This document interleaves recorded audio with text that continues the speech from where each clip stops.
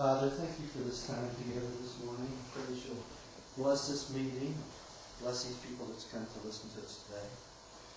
Pray that you'll watch over those at home, and watch over those who have loved ones far away, and help us in our daily lives, and pray that you'll watch over our health and make sure we have plenty to eat, and plenty of good health.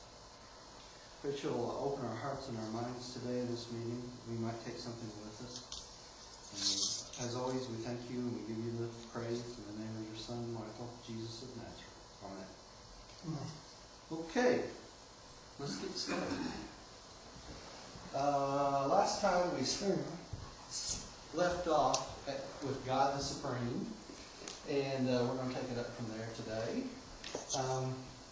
Let's see, everybody got this? Anybody got their books with them?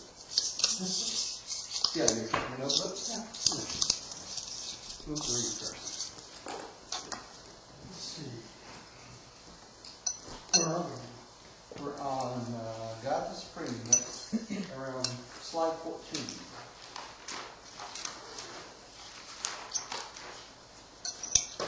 Somewhere in there. Diane's got it. I want to let her start reading this morning. Okay. The experimental evolutionary deity of time and space creations. God you on God the Supreme? Pardon me? You're on a different slide. So the actualizing or evolving God. It says the actualizing or evolving God. Is that a different one? There's two things on God the Supreme. Keep going. Okay.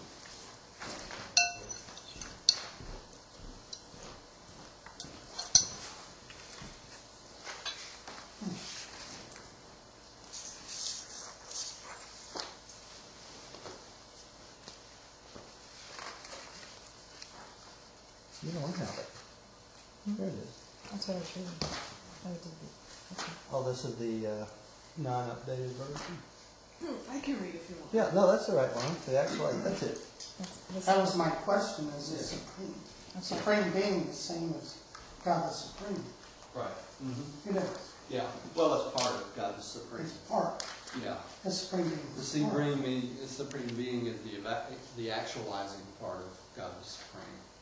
You know? Okay. That's part of God within God, in a sense. We're going to go through that at great lengths. So, This is from the experimental evolutionary deity of time and space creations. God the Supreme, the actualizing or evolving God of time and space, personal deity associatively realizing the time and space experiential achievement of creature-creator identity. The Supreme Being is personally experiencing the achievement of deity unity as the evolving and experiential God of the evolutionary creatures of time and space. Future sovereignty of Supreme will be like that of Master Michael's in their universes. Okay, and that's an example. That's on page 21.5 too. So the feeling is that as when God the Supreme completely evolves after the settling of light and life, then that there's many believe that God the Supreme will take over the same type of position as the Michaels have right now, creating in the outer space levels. Okay, and that's what they're talking about here. And that's from paper 21.5 too. So obviously, God the Supreme perhaps didn't exist until the 7. No, actually, God the Supreme was created eons ago with right after the Trinity. It's one of the first deities that were developed. Isn't he one of the eventuated beings? He's an eventuated being. That's right. That's right. So it's not existential. Huh? The Supreme Being is not existential. Yes, he is. Well, not in the sense of God the Father. No. Not in the sense of any of the... No, not in the Trinity or anything like that. He will keep going on forever, just like we do. But he was eventuated after the Trinity had already been Before time and space existed? I would say no. What was his question? Was it before time and space existed? Was it before time and space existed? Because as soon as soon as paradise was created, that's when the sun was created, right? And then right after, for a sequence of events, Havona was created with the infinite spirit.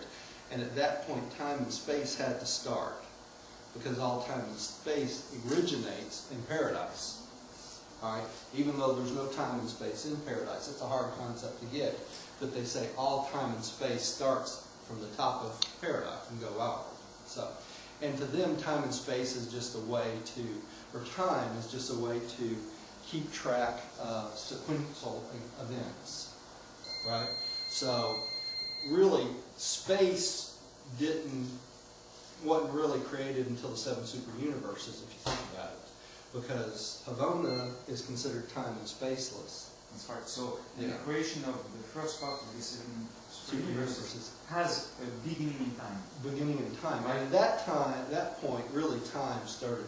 They started tracking time. So my question is the Supreme Being from that point on? Or Before that, So it's not existential in the sense of any of the Trinity, but it was pre-existent before the 7 super universes. So it's The Supreme had to be eventuated even before the 7 super universes started. But he's But eventually but after restored. Havona was created. After Havona. In the event in the absolute world. In the right? absolute world, In- right. Not in the time Yeah. perspective. In the sequence of events. Yeah, the sequence of events. Yeah, it would be after Havona, because really Havona was created when? The same time the infinite spirit was created. And if you think of this in a sequential matter, the Supreme would have to come after that, Right. right? But without being existential in that point. So it has in the absolute calendar, if I may express myself that way, it has a point in time where it started. Whereas Where it started, right. the Trinity, you don't have that. Doesn't They are have- above that, in They're the above. absolute level. So, Yeah. so the Supreme is on the absolute level, Yes.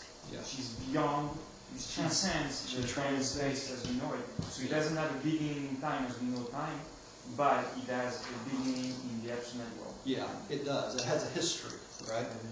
With Yeah. a big starting point. Right? Yeah, beginning and starting point, and it was very early on, before all the creations that we know of, all the 7 super universes, because the Supreme Being had to be created before the start, even the planning of the 7 super universes. And why would that be? Because it's an experiential part of So God. I can experience the beginning. So it could experience the beginning, from the very beginning. And we're even talking back to the unqualified part of that, right? When God the Father and God the Son and God the Spirit were conceiving of the 7 super universes, God the Supreme had to be in existence because she had to be included in on those plans. He had to be included in on those plans. Right. I have a question. What does existential mean? No beginning, no end. Self-existent. Self-existent. Existential. So in that sense, the doesn't have a Supreme would not be existential. It would be infinite from this point on. It says here the Supreme is evolutionary experiential self. Right. But right before that, in paper 118, it says the Father is self-existent and the Son is coexistent self. The Spirit is conjoint existent self. And then it says the Supreme is evolutionary experiential. So that would lead you to believe that the Supreme is not self-existent. No. Right. It's evolutionary Well, it was experiential. eventuated. The Supreme had to be eventuated. Whereas on the absolute level, there is not the concept of beginning as an event. It always has been. Always has been. Always has been. Yeah. Does that make sense with the existential? And that's the difference between existential and experiential, too. Because you think about the word experiential, it indicates that it's experience and that goes on, right? Existential means it existed before time, before space, and it continues to exist without end. And if you think about it, really the only true existential personalities would be who? God the Father, God the Son, God the Spirit. Now, saying that, there's a caveat to that, because if you think about the absolutes, the ultimate, and all that, that was already a pre-existence part of what? God the Father, was it not? So that's why this question comes up about, did the absolute and did the ultimate exist before God? They're not sure. Before the Trinity. Before the Trinity, yeah. Because they have no record of the start of the Trinity. You know, they just explain that to us because we're finite beings and we need a sequence of events. And so it's probably always better to come back to what? First source and center, right? I would say that the way I view it is that when we view a sequence of events, we always have to line them up in time. Right? Yeah. In the absolute world, that's not the case. Yeah. And it's even much less the case in the absolute world. Things that we cannot, as with our brain, we just cannot fathom. It's just words that we are saying here. Yeah. We just cannot understand. We are finite, stifled, confined inside the material world, in time and space. Yeah. But what they are explaining to us indicates that there are those two distinct levels. Yeah, now y'all keep in mind here, let me get my little pointer going here. If you go up here to these 7 levels of God, the sevenfold, what's the first thing right above God the Father, God the Son, God the Spirit? On our way to paradise, we have to pass through God the Supreme. You see that right there? So if that's the case, what would that tell you? That would tell you that God the Supreme had to exist very, very shortly after the Trinity, right? I mean, almost immediately after the Trinity. Had to be eventuated. Because that's part of our line of deity, is it not? The sevenfold. So. Except the concept of immediate.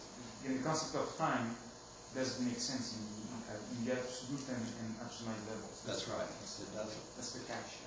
Yeah. It's hard for us to think about no time and no space.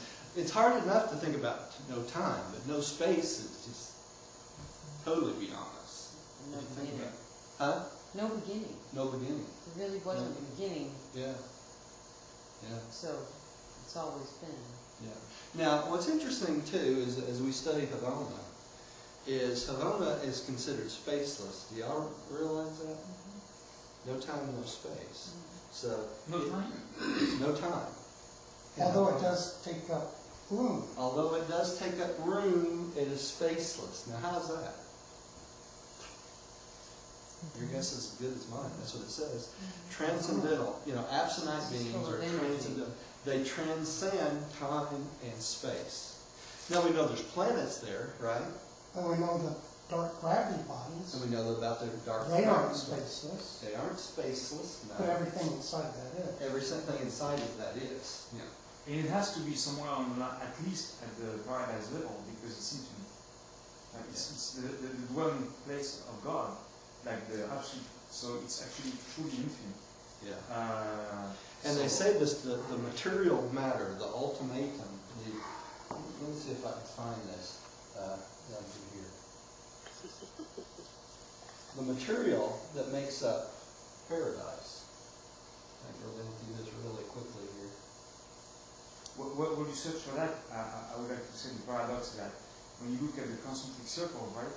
Yeah. In the master universe, the closer you get to the center of that circle, or circles, the bigger it gets. Yeah. Now. Because at the central part where paradise is, it's infinite. Yeah. And the outside part, it's finite. Big, but finite. Okay, so if we look at this chart, this is, and you got this slide in there too, but this is paradise energy. It's called the moda, right? Monoda, what did I just say? Moda. I'm backwards today. And absolutum. So this material, absolutum, is the stuff or the physical matter that makes up paradise. Okay? That is the difference between that and the 7 super universes is we have what? Matter, right? Havana energy, though, is called triadic. It's different even from paradise. Okay? And the material that makes up that is considered atoms, much like we have atoms. The Havana material, right?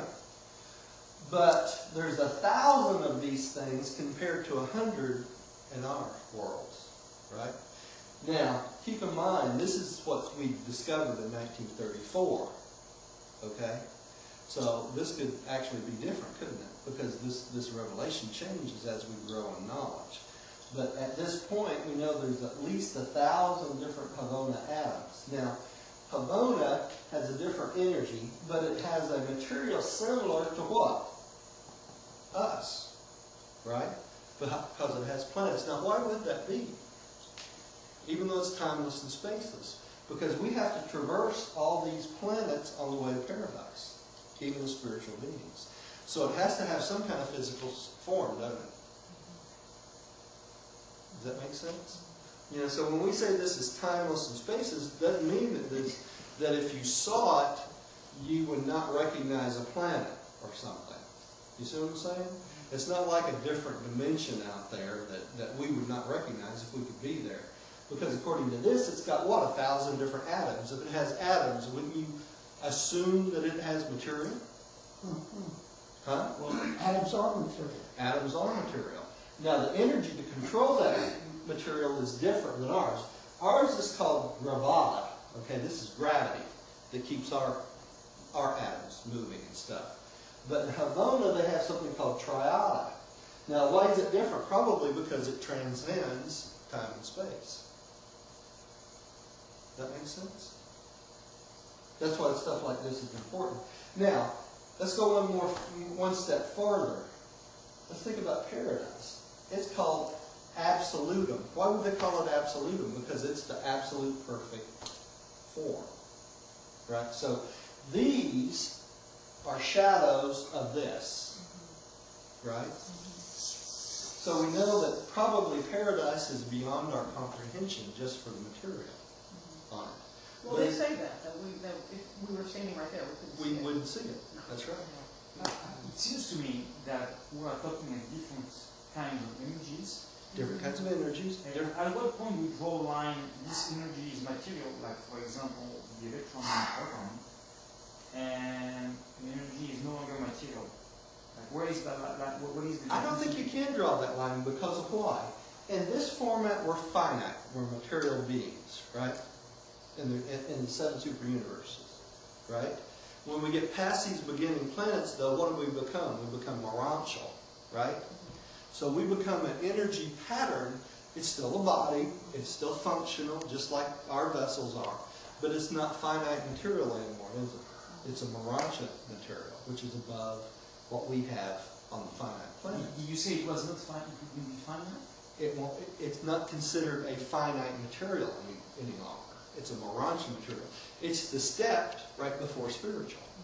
And when you become spiritual, you transcend matter. Different forms of matter. Now, you still occupy space on matter. All beings have to be on planets. They basically say nobody's out there floating around, right? We're all anchored to planets.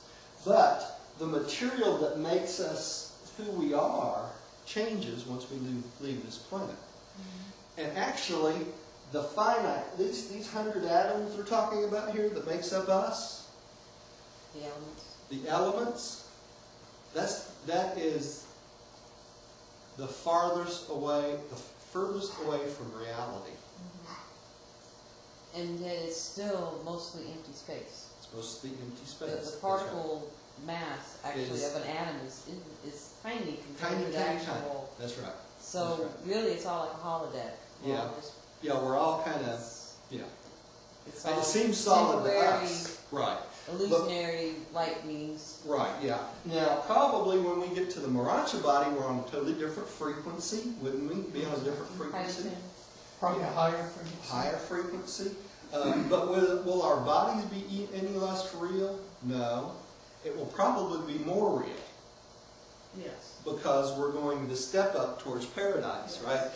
Paradise, the absolutum is the most real, right? So the Urantia would be the next step towards real. And what would be the next step after that? First stage spirits, right? And then second stage spirits. And when we get to Havona, this right here, we're all full-blown spirits, aren't we?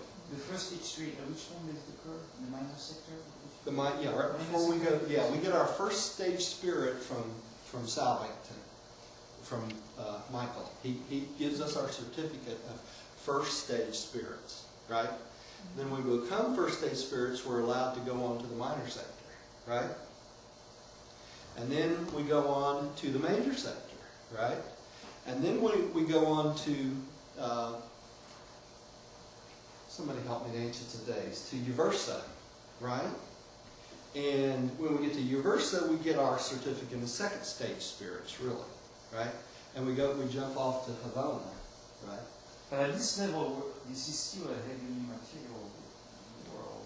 Yeah, we're still living in a material world. Now, even when we get into Havana, we have a material substance. You see this? These Havana atoms.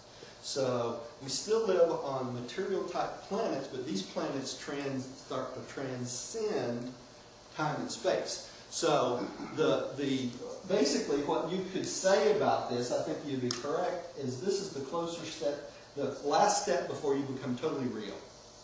Right? Total reality. I remember that when Jesus was resurrected in his Urantia body, it says that the higher he went, the harder it was for them to make him visible to the people. Yeah. Because he was getting higher and higher, and it was harder and harder for them to see him. That's right. See, we got such a limited range of sight, right?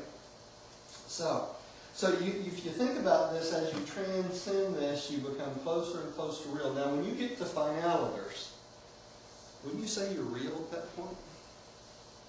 Why would you be real at that point? Because you recognize God the Father, right? And that you have fused down here with that Father fragment. You have become an actual Son of God. So at that point, you're on the level of the physical creation like Michael. You're not Michael's level, but you're on like that physical creation. But because he came from the Father, right? So you become sons of God. The closer you get to recognizing the Father, you recognize more and more of your sonship. It's amazing because it's totally the opposite of what we would think as human beings. Yes. Yeah. It's totally the opposite. Totally opposite. We would think, oh, this material stuff, this is what's real. No, that's not what's real. It's just the opposite. It's just the opposite. Yeah. And it's kind of funny, you remember when they talk about when the revelators were revealing the book, some of the beings there, like the solitary messengers and things like that, said they couldn't recognize the building. Right. You know, because to them this is just not real at all. Right. You know, they probably recognize the planets. Now, why would they recognize the planets and not the building?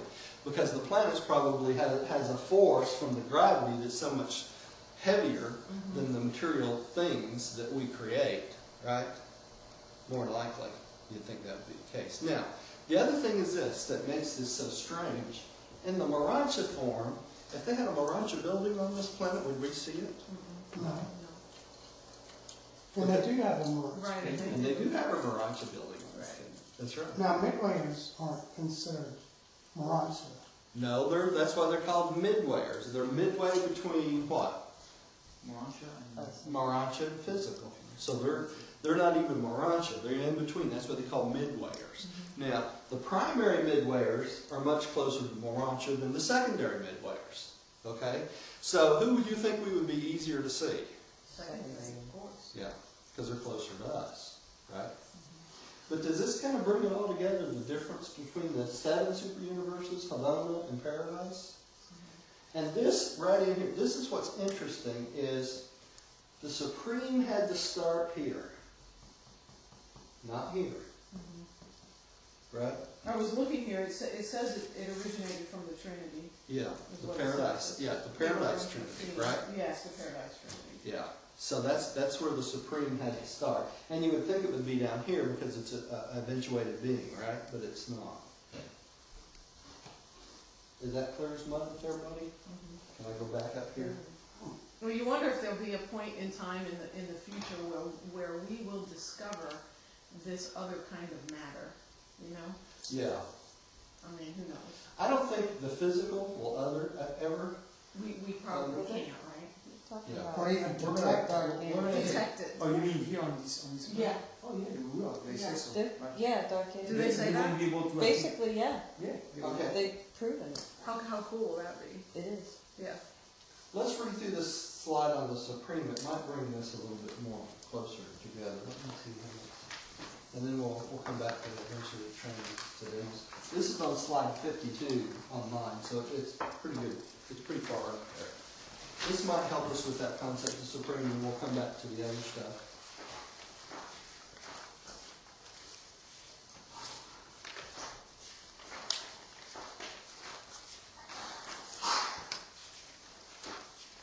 I should number these pages. Well, we're doing good because I rearranged them on this one. Yeah. Switch off. Well, I can see it from here anyway. Okay. All right. Let's just read through this real quick. Why don't you take it, Linda, if you can read that, okay? I'll read from his. God the Supreme. To the extent that we do the will of God in whatever universe station we may have our existence, in that measure, the almighty potential of the Supreme becomes one step more actual. The will of God is the purpose of the first source and center, as it is potentialized in the three absolutes, personalized in the eternal Son, conjoined for universe action in the infinite Spirit, and eternalized in the everlasting patterns of paradise. And God the Supreme is becoming the highest finite manifestation of the total will of God. Okay, so let's kind of break this down a little bit. Okay, so notice here it says, in whatever universe station we may have our existence, right? So it doesn't matter whether we're finite, whatever. The measure of the almighty potential of the Supreme becomes becomes one step more actual. So as we experience God, the Supreme evolves, right? As we do the will of God. Now, when we're not doing the will of God, is the Supreme evolving? No. Isn't that awesome that you and I can have an impact on this? Mm-hmm. I mean, that is just such an awesome truth. Well, do you think if that's For me, that just propels me even stronger forward to want to do the will of God, that I can actually impact How God's about Supreme. radio? And that's our That choicest came- gift to God. Pardon me? That's our choicest gift to God. Yeah, it is doing the will of God. That's I the mean, only that's- gift we could do. Now, what do you think what happens when you see around you what's going on this planet? I mean, it's the exact opposite of doing the will The of God. evil all of that? Yeah. Hedonism. I mean, it seems to me that so many people on this planet are intentionally going against and rebelling against the will of the Father. That's what it is. It's Intentionally. rebellion. Consciously? Yeah. Consciously, yes. Well, Many unconsciously, but many, I believe, consciously. But why is that? Because They made a choice, that's why. they made a choice, and what does sin become if you keep repeating it over and over? Iniquity. Iniquity, right? And what does inequity turn into? Cosmic insanity, Insanity. right? I mean, you can observe, people. If you turn on the TV and you just, pick a news station and hear what's coming out of these people's mouths, you can hear that they are already well on their way towards being cosmically insane. Yeah. The things that they are saying. Yeah. They are so far against the will of, what we know to be the will of God. You can just hear it. Yeah. That's why I talk about these things. These things are very close to my heart because I can see them so clearly, and it just greatly upsets me. Yeah. That's all I can say. Let's go on with this. The will of God is the purpose and the first source and center. That's God the Father, right? Potentialized in three absolutes. We just studied those, right? Okay, so we know what that's talking about. Personalized in the eternal Son. How's it personalized in the eternal Son? Y'all can tell me this. Through the paradise son? Oh, Well, who has the circuit of the Spirit? the The eternal eternal son. Son, right? The Spirit circuit. Where do all Spirit communications return to? The son. The Son. And that's a personal communication, is it not? Back to the Son and God the Father. So it's personalized through the Son. Conjoined for universe action in the universe infinite Spirit. Who's the God of action? Infinite spirit. Infinite Spirit, right? Expressions the Son, actions the Spirit, right? Okay, so you can see how all these things come together. Eternalized in the everlasting patterns of paradise. What did we just look at? We looked at the pattern. right? The very top low. All right? And God the Supreme is becoming the highest finite, right? Look at that word, finite, manifestation of the total will of God. So the Supreme becomes our level of the will of God responding. Is it not? As we respond to God's will, that's where the finite comes from. And that's where the growth of the Supreme. That's what they're talking about here, the growth of the Supreme. Okay, let's keep going. Go ahead and do the next paragraph. If all grand universes should ever relatively achieve the full living of the will of God, then would the time-space creations be settled in light and life, and then would the Almighty, the deity potential of supremacy, become factual in the emergence of the divine personality of God the Supreme. Okay, so what has to happen? The entire local universe has to be following the will of God. Grand universe, not little universe. Huh? Grand universe. Grand universe, that's right. Grand All universe. 7 super universes. But our first step is the local universe, right? And our planet before And our that. planet before that. So that just goes to show you how far we are from that Yeah. right now. We're a long ways off. A long ways off. You know, we're talking about days and years probably. But this will eventually happen. Can you imagine a world that is totally associated with the will of God? No. I can't, to be honest with you. I mean, I can't. would that not change the world forever? Right? What do you remember today? I think that's the perception of the Jehovah's Witnesses, because they have a representation of living indefinitely on Earth as a material being, and it seems to me I can relate that to the foreshadowing of The age of light and life. as a misconception, but Yeah. as a foreshadow of what light and life is. So really, if you think about it, our conception of heaven is what? It's the age of light and life, isn't it? Yeah. It's not paradise, is it? But our conception of heaven is a perfect world. Like the kingdom on earth. You It's know? a kingdom on earth. Well, I was about to say, even though a planet, much less a universe, reaches light and life, it would still not be perfect. It would still not be perfect, but it would seem like heaven on earth, wouldn't it? Well, what? Yeah, it really But would. it couldn't be better. Yeah. Right. Well, it brings up the question I have always had, can good exist without evil? Of course. Can light exist without darkness? Yeah, it can. See, that's a misconception, because we always have a conceivability that these two forces are equal, and they're not. See, we see a little bit of light on a dark background. That's the way we see the universe, because what? We are dark, right? When it's actually just the opposite, there's a little bit of darkness on a light background. Because if we could see paradise, we wouldn't be able to see the rest of the planets, would we? Because it would be so bright, it would override everything. Think of it that way. So if you caught a glimpse of paradise in reality, would you see any darkness? No, because where there's light, there is no darkness. See, it's not an equal thing. We think it's an equal force. And that's because of our perception of finality, really. And it's kind of like the same way with good and evil. We see the world, because of the world we live in a rebellious world, we see an evil world with a little bit of good, don't we? Think about it. That's the way we perceive the things, really. Because everything around us, you turn on the TV any day or night, do you see goodness? No. They only report the Well, bad it's stuff. some. Yeah. Very little, right? There it is. Very little. You really have to stretch You have a to lot look of for times it. to, right, Yeah, you have to There look you go. for it. Yeah, and even in, if you go to the movies, you have to look for films that's got that line of truth, and that has changed tremendously over the last 50 years. Because when we were growing up, I don't know about y'all, but most of the shows that we watched on TV had a moral, didn't it? Yeah, I mean, think about it. That's the way they wrote. yeah. And now, Menace, the menace, and yeah, everything had some, even the simplest things had some kind of moral value to it. And now they just throw stuff out there just to shock you, And it's really sad. It's hard to find things that you can. And that comes back to that that darkness with a little bit of good in it, when it's actually just the opposite.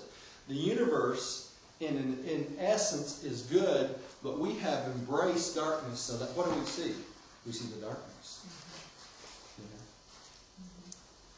You perpetuate what you become, right? If you become good, you're going to see good in everything. If you become evil, what do you see? Evil in everything. Right? That's my preaching for the day. Okay, let's keep going. When an evolving mind becomes attuned to the circuits of cosmic mind, when an evolving universe becomes stabilized after the pattern of the central universe, when an advancing spirit contacts the united ministry of the master spirits, when an ascending mortal personality finally attunes to the divine leading of the indwelling adjuster, then has the actuality of the Supreme become real by one more degree in the universes. Then has the divinity of supremacy advanced one more step toward cosmic realization. Okay, so every time we make a decision, does it add to this? Oh, yes. Oh, yeah, it does, doesn't it? And that's just such an awesome concept. It is, And it talks about here, the mind becomes attuned to the circuit of the cosmic mind. Is that not very important to us? We want to tune into that mind of God, and that's what they're talking about here, right? The will of God. And how we do that? Our thought adjuster. Right?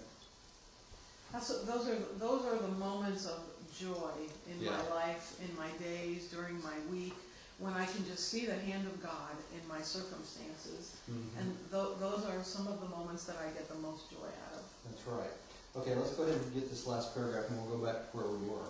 The parts and individuals of the grand universe evolve as a reflection of the total evolution of the Supreme, while in turn the Supreme is the synthetic cumulative total of all grand universe evolution.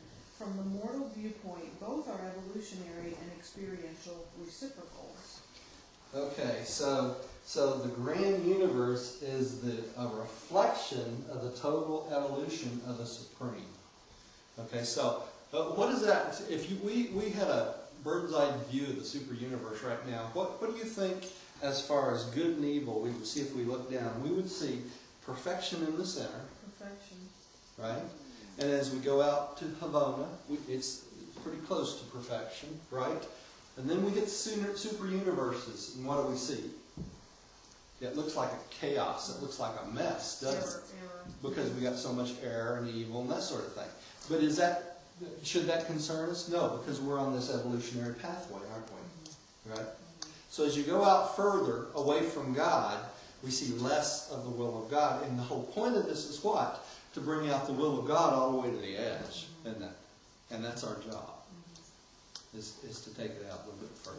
Right? That's why I think it makes it even more, it brings it home, because the things that we do every day, the things that we decide every single day are either the will of God or they're not. Yeah. There's none of this in between gray matter, mushy-gushy kind of stuff that No, we like to think about. it is or it isn't. It right? is or it isn't. Yeah. And so every decision that we make Affects it. affects, right? I think there are some decisions that are related to common issues of life. They say you go to work, and Yes. there are some things, are we going to do this or that? And I mean, it's just a matter of thinking about it. And I'm sure it has necessarily a good and evil kind of connotation. Right? We have to earn a living, we have to Right. eat, right, all those things. The busyness of life, right? Yeah. But even through those experiences, there are many opportunities to act according to the will of the Father. Tune into that To way. tune in, right? Yeah. And to because we interact with other people, and in that capacity, you always have the opportunity to touch someone and to behave in proper or improper way. Yeah, that's right. I think that's what Jesus showed us when he was here. Let's go back to I have it as 1409, and go back to God the Ultimate. We're gonna work through these several times before we're done. So we're not completely done with the Supreme. That's what so far down. We're breaking these down. We're learning about these, and we're going to re-break them down. And by the time we get to the end of this slide series, my goal is that you have a total understanding of what we talked about. Okay, and that's why we're going to see this stuff over and over again for a while. Okay? That's great. All right. So let's go on to God the Ultimate. Jill, you want to take that one? God the Ultimate, the eventuating God of supertime and transcendent space, the second experiential level of unifying daily manifestation. God the Ultimate implies the attained realization of the synthesized, absolute, superpersonal, time-space transcendent, and eventuated experiential values coordinated on final creative levels of daily reality. Wow. Good luck with that. Ultimate. God the Ultimate entails the attained realization of the synthesized, absolute, superpersonal, time-space transcendent, and eventually experiential values coordinated on the final creative levels of daily reality. Ultimate means final. The final level of reality just before absolute. Okay, so we could really call this the second levels, right? And we think about God the Ultimate. Let me see if I still got a thing here. In this area right here, remember the second level of the Trinities here? This is the workings of God the Ultimate, really, if you think about it. Okay, I think I went back there. Okay, so let's kind of break this down so we understand it. The eventuating God of supertime and transcendence in space. What do we know is transcends space and transcends time? What level do we think of? Havona, right? Mm-hmm. Okay. So who do you think God the Ultimate started working? I mean, where do you think God the Ultimate? Huh? In Havona. That's right. That's right. Whereas the Supreme was evolutionary worlds. That's right. That's right. So you know where this, about what area this comes from. Now, the difference between the ultimate, though, it also includes the absolute, superpersonal, time-space, transcendent, and eventuated experiential values coordinated on final creative levels. Now, what would that tell you? That means that this God the Ultimate goes all the way out into the 7 outer space levels, doesn't he? Four. Huh? I mean, all 4 of the 7 outer space There'll levels. probably be 7. There'll probably be 7, but the 4 that we know of, So right? that's the difference between the Supreme and the Ultimate. That's right. Now, what would the Ultimate bring to this? They're talking about the final level of reality just before absolute. What would be the absolute? That would be all the way out, right? Mm-hmm. When the absolute comes in, we're talking all the way out to the edge of even the primordial matter, right? We're talking about experientially. Experientially, out to there. So the ultimate would include anything that would have what? Personality and deity, would it not? Mm-hmm. Now, would he be included in the non-personal and the non-deity levels? No. You're talking about the ultimate? Yeah. Then the ultimate does not expand out into the 4 outer space levels. But it would. There's no personality there. Not yet, but will he in the future? In Yes. the future, yeah. Why would you say that? Because we're talking about a non-deity. If we're talking about a non-deity and a non-personality area, which would be what? The unqualified absolute, would it not? Right. No. Which is the outer space levels. But as that unqualified absolute gets done with its personalization out there, and the Supreme starts working out in these outer space levels, do you think the God the Ultimate kicks in and goes to work? Of course. It seems like it, yeah. Yeah, it'd have to, wouldn't it? No, I can don't. Because this is the ultimate of this. You see the connection? Mm-hmm. Okay, now there's one more level out there, which is called the absolute. We're going to go to that next. Okay? Before, just a very simple question was, Sure. I'm sure that's not going to be a plan to answer that in 2 minutes. Can you give an example of an eventual experiential value, please? Experiential. Right now, what was the question? Can you give an example of an eventually experiential value? Yeah, that would be the values you get from the experience you obtain from going to the 7 levels of Havana. When the spirits, when these masters, we're going to learn about this a little bit later, but when these spirits, these angels, are training us as we traverse the 7 outer space levels, or the seven levels of Havana, the 7 rings of Havana, the billion worlds, they're going to be training us to recognize different parts of deity. We start out with the Supreme, and then we move to the Infinite Spirit, and then we move to the Son and the Father. Now, that is the transcendental level values they're talking about.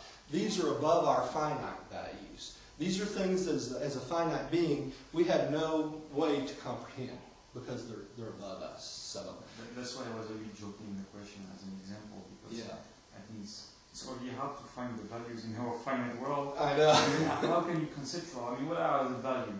Honesty. Well, that's our value. That's a finite value. Right, that's a finite. So how can you get an example of Love. Love? Yeah. Truth, beauty, and goodness. We just studied this Wednesday night. It's the transporting of those small little values we learn on this planet, like love and beauty and goodness and things like that, into a higher level, really. And that's what they're talking about here. You go from the finite, the things that we can, it's kind of the touchy-feeling moments we have, to something that's above the physical, above the really the spiritual. When you think about it, it gets close to perfection, because when you get to the point when you're trying to recognize the personality of the infinite spirit, which is the first part of the Trinity that we recognize, you're trying to recognize a personality that has no what? No physical being. Think about that. Has no body. Right? You think you're going to get to the Trinity and you're going to stand before the infinite spirit? No. Why would you? Why would there be a body? Because the infinite spirit is part of that spiritual reality that, I just get goosebumps even trying to say it, that spiritual reality that encompasses all physical matter. The womb of the cosmos. Mm-hmm. Now, when you recognize it's her or his personality, do you think you're going to stand there and see a being? No. You're going to have to experience. Mm-hmm. And see, and that's one of the levels we talk about, we learn in the Urantia being. We go from recognizing music and sound and things like that. You transport it from a physical reaction, like pounding when you go to these entertainment church. You might feel it inside you, but that's not the spirit, is it? Mm-hmm. That's just a physical reaction. We're talking about feeling something that is real.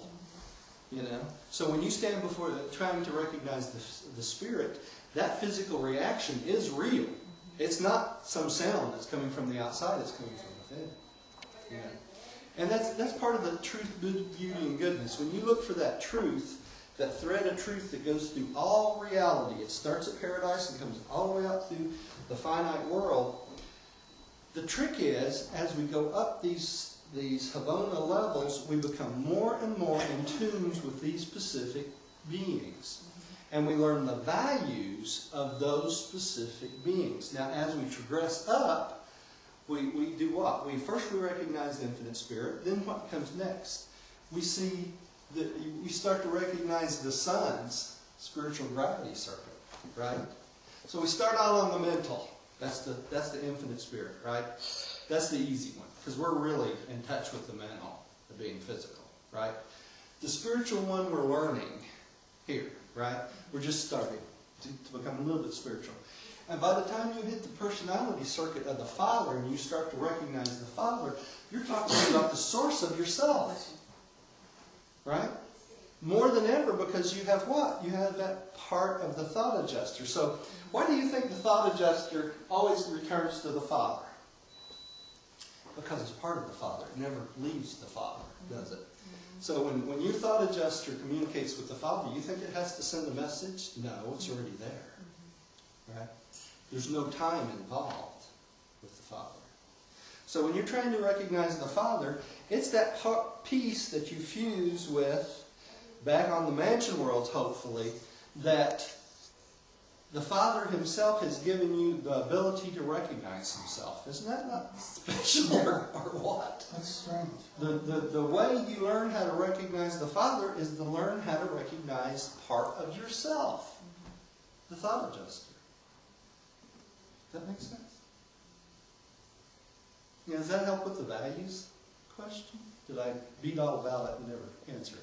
No, my question was more of a joke, to be honest. Oh, okay. Not that it was valuable, but that I was more like, I knew that I think my question doesn't have an answer on this level, I suspect. So there was another joke, but it was not a joke in the sense that I really ponder what values are and how do they, how they affect us every day. Well, what it really is, Yeah. and how can it possibly expand in such infinite dimensions like that? To me, the value, they seem to be, maybe it can be a very interesting exercise to list the core values on our world, on our finite level. But it doesn't seem to me that there are that many.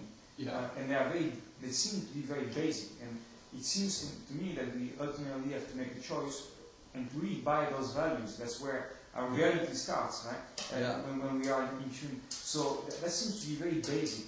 And I wonder what more there can be out there or in there when we go inwards toward this finer and bigger, larger spiritual world. I have a hard time to conceive it. I think the only thing we can akin it to is the fruits of the Spirit. That's the only thing I can even begin to think of what our values are akin to. Because you think about the fruits of the Spirit, what are they? Truth, love, goodness, things like that, and that's where you get in touch with whom? God the Father, God your thought adjuster, that's really where everything begins. Right, so I guess that perhaps you mean the fruit of the Spirit, the manifestations. Of being in tune with those, and there are different levels at which you can manifest those. Right. But ultimately the value, but here there seems to... Yeah, this is a great thing. Loving service, unselfish devotion, courageous loyalty, sincere fairness, enlightened honesty, undying hope, confiding trust, merciful ministry, unfailing goodness, forgiving tolerance, enduring peace, love, joy, peace, long-suffering, gentleness, goodness, faith, meekness, and temperance. Those are as values? Right. I'm not sure all of them qualify. I wouldn't call them all as values, but but I guess it's a matter of personal interpretation, I suppose. Yeah. But it's a good starting Fruits point. of the Spirit, though, like you said, the manifestations. The manifestations of God within, really. That's what we're looking for. So Roger, if I've got this right, God the Supreme pretty much deals with 7 super universes. God the Ultimate is not only God the Supreme, but also Bhavana.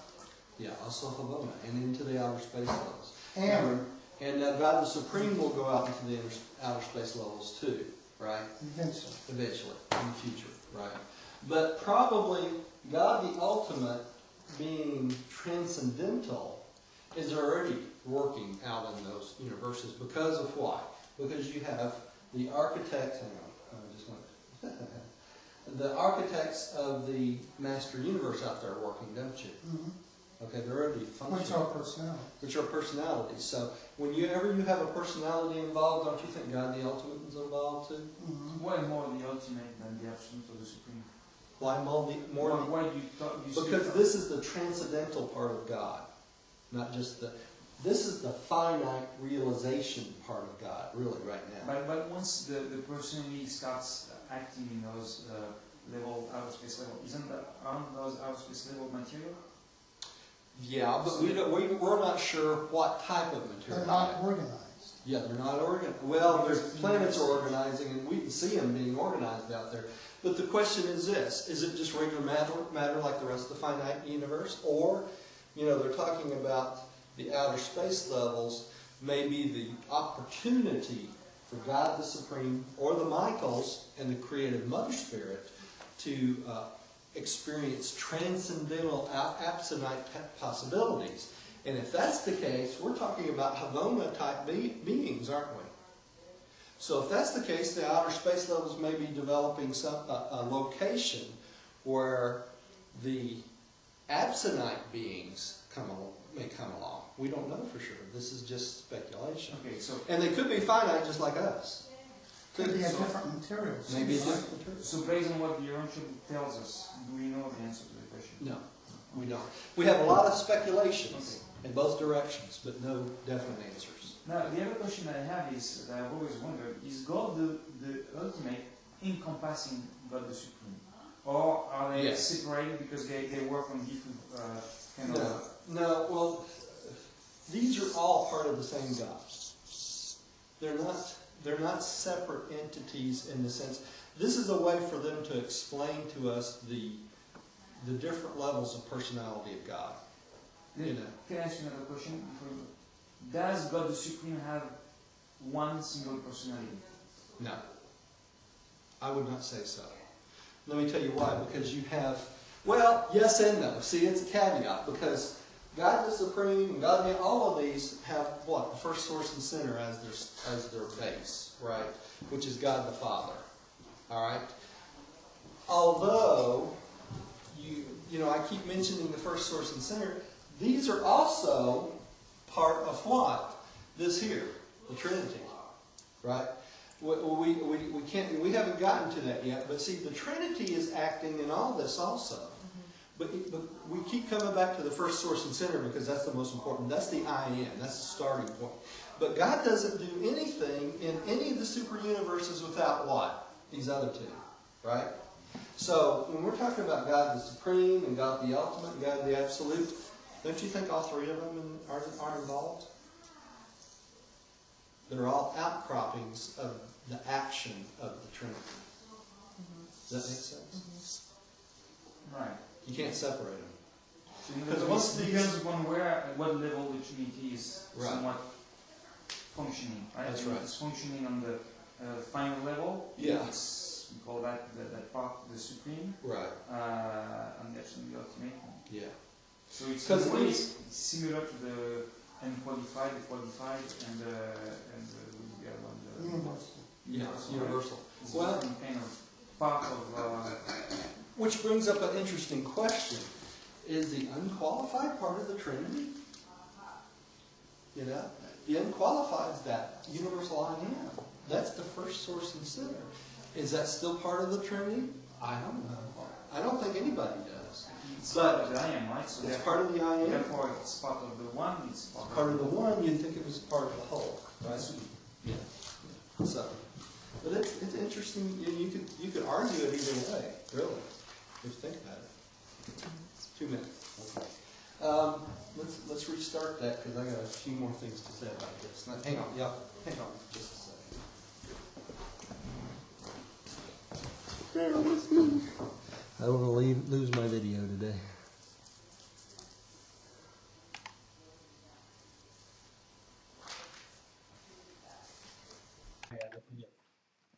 We may have had a little bit of something. I'm not sure. Yeah, but we're only cut off from the circuits that keep rebellion from traveling outside our local universe. And even, you know, when who was it? Van sent the message to the Most Highs, you know, about the Lucifer rebellion. That message got what? Lost in one of the circuits. The answer got lost. Yeah, lost in the circuit, right? And it stayed there for almost 7 years before they discovered it. Because these circuits, they can't initiate communication. That's why their personality is not made to initiate. Say, hey, we're stuck. Yeah, all they can do is relay, especially the ones out here. We're talking about like the reflective image aids and things like that, reflective spirits. They can only reflect what they got coming in. They can't initiate communication. So, and they're built that way. Why? So they don't spread rebellion out from the universes. Okay, why would that spread rebellion? Is it because it's spreading the news that there is rebellion. Yeah. So in other words, are you telling us that because we are fed from the circus outside of us, they don't know that? Oh yeah, they know. So that They know, but they don't want to propagate basically the rebellious details. details. Right. Yeah. So, do they see our television signals? Probably not. Good. It's always bothered me that the very first Yeah. signals were Hitler at the Olympics, and of all the junk we have on television, it's really embarrassing. Oh well, that's all. You know, that's all relayed through the spiritual spirit through the archangels anyway. I mean, there's nothing that's a secret. Yeah. They know what kind of mess we're in. Right, but they're not spreading our Garbage. hedonism No, it's staying within. across the universes. Right. Yay. Yeah, they're not, because they don't. This is just a process. You got to think about it. You got to kind of think the way they do. It's kind of like a baby, okay? We're like a bunch of little babies in our cribs running around doing the thing that we do, right? That's what all this pornography, All our selfish little things. selfish stuff. We're like a lot of little babies out in the play yard. We're playing, like living. That's what we're doing. And they're not going to spread the stupidity out past our planet. You see what I'm saying? Because all the planets do this. We go through all this. We're all barbarians to start out with, and they're trying to raise us up and get us out of the barbarian tendencies. Now, the problem with our planet, we keep trying to go back there. You know, I mean, we're not happy. Yeah. We don't have Adam and Eve, and we don't have those examples. Yeah. To show us, hey guys, this is the way that we do it. That's right. And our bodies aren't as physically created to be as spiritual as they're supposed to be. That's right. Adam and Eve, that's the mission. Now, the whole point of this is this. When these celestial beings are watching us, do they judge us for what we do? No. Do they laugh and cry? They probably laugh at us and they say they feel sorry for us Yeah, because they sympathize. we don't understand. Get it, but I know not what they do.